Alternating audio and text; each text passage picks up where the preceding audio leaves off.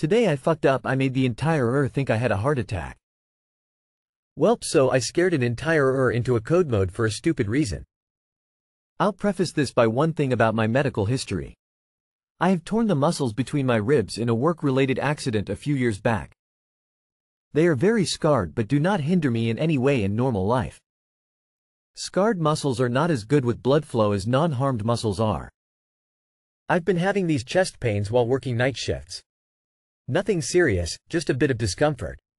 My blood pressure is on the high side, so I've been told by my doctor to monitor it. This put me on edge about heart stuff. Now at my work, there are 2 places where to sit. At Station 1, I was fine. At Station 2, I got these chest pains. As it happened by chance, I always got Station 2 for night shifts and Station 1 for day shifts.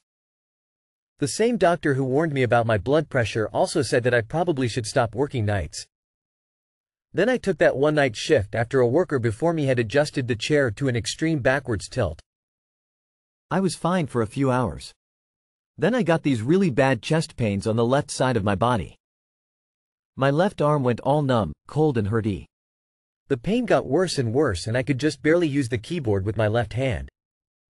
This is all happening inside a hospital, so I went to the and asked the nurse in charge if this is something to be worried about. She freaked the F out. Well, not really, she's an extremely professional, cool and collected person. But she raised the whole emergency team to rally for a possible heart attack. They put a blood saturation meter on my left index finger and it did not read anything. Zero zilch, no finger here, sir. I had to stop them from cutting my clothes up while they did an ECG. That's electrocardiography. It's where they put all those electrodes on your body to measure how the heart is doing. And everything was completely fine. The doctor then asked a lot of questions about these chest pains, including back and neck problems. As we discussed this, it started to dawn on me. The chest pains only happened during night shifts. Not at home even if stayed up all the way to 4 a.m. The only time I had had a night shift without any chest pains was when not sitting in the chair for Station 2. It was the goddamn chair that caused all of this. I tested this and I was right. The chair 2 made my chest hurt, chair 1 did not. Sitting on the chair 2 for a few hours made all these symptoms happen. Somehow the way the chair is made impedes blood flow on me. Not like a chokehold, but just a bit, it takes hours. The scarring of my muscles on my left side made this lack of blood flow to manifest as something way more severe. It was not the night shift, it was not my heart, it was not the overall stress I'm feeling as a fresh father. The stress about high blood pressure made way for psychosomatic symptoms and I was freaked out. It was the goddamn chair. After adjusting it to a position that I find more uncomfortable, I no longer get these random chest pains. I'm really sorry to all the people who attended to me. Good job. Too long did not read. A shitty chair made me think I was having a heart attack. As a medical person, I would rather slap an EKG on a dozen people who are fine than miss a heart attack. This is not a dumb thing you did, you reacted to what your body was telling you. And a bunch of medical professionals thought what you were experiencing merited action. This was such an innocent mistake. And you did figure out what was causing this particular problem with your body. A great relief, I'm sure. You did the right thing and so did everyone at the hospital. This goes in the happy ending file. 100% not a fuck up. You had symptoms that could indicate a heart attack and you went the You did all the right things. That's one of the more wild examples of the importance of ergonomic equipment. I'm impressed. Hopefully you can find a more comfortable chair. I once thought I was having a heart attack, and my girlfriend drove me to a hospital nearby, which turns out has a world-class heart program. They set me down right away, hooked everything up, and I had to sit under observation for 20-30 minutes. They determined there was no heart trouble, sent me home, and mailed me a bill later for $1,800. What really happened was the night before, when I packed a bong load, and topped it with extra keef. Took a big drag and coughed so hard that I strained a bunch of rib muscles, most of which happened to be on my left side.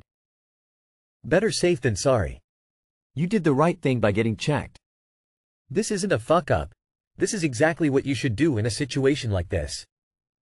Might feel silly finding out it's nothing serious, but that is 1000x better than ignoring heart attack symptoms for hours.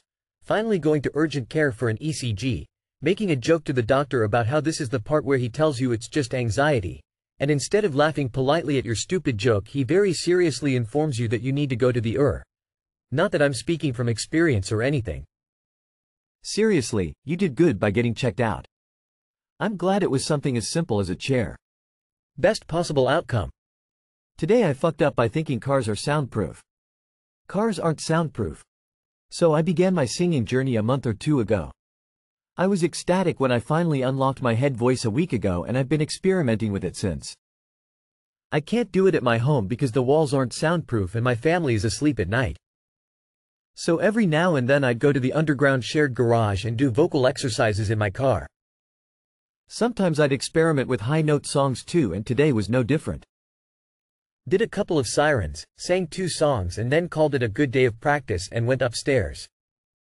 10 minutes later I heard the most aggressive bell ringing and door knock. Went to check it out and it was 2 police officers waiting for someone to answer the door. I was hella confused. I opened the door and they immediately started explaining how someone in the complex heard what sounded like a child screaming from my car. Immediately I put 2 and 2 together. My mind began racing because frankly speaking I am so secretive about my singing that I didn't want anyone to know. My family heard the doorbell ringing and I heard footsteps from the top floor, so I calculated that I have a 15-second window to explain and remedy the situation before shit goes sideways. The officer goes, "What was that sound?" And I go, "Me. I've been taking vocal lessons and the car is the only place I can practice." He had a good laugh with his buddy and walked away. I slammed the door shut and gave my family half the story since I couldn't come up with a lie. It's so weird, but someone said weird voices were coming from the car. They wanted to investigate, then I mentioned that I have been going through Instagram reels and laughing out too loudly in the car. They called me a dumbass and that was that. Cars are a safe space, my ass.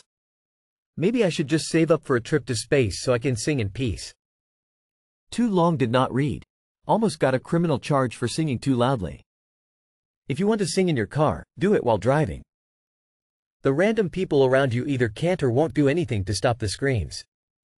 That's what I've been doing, don't tell anyone. Have you ever heard someone prattling on using their Bluetooth hands-free system? You can hear both sides of the conversation from outside the car. If it's in a parking garage, that's your problem. You picked a space known for massive amounts of reverb. Drive down the street and park somewhere random outdoors, you'll be fine. Terrible waste of public resources, lol. Cars aren't soundproof. If they were soundproof you couldn't hear someone honking behind you. I mean like CMONNN man. I mean yeah, you can still obviously hear stuff outside your car? I'm not sure why you would think the reverse would be true, where no one would be able to hear something that was inside a car.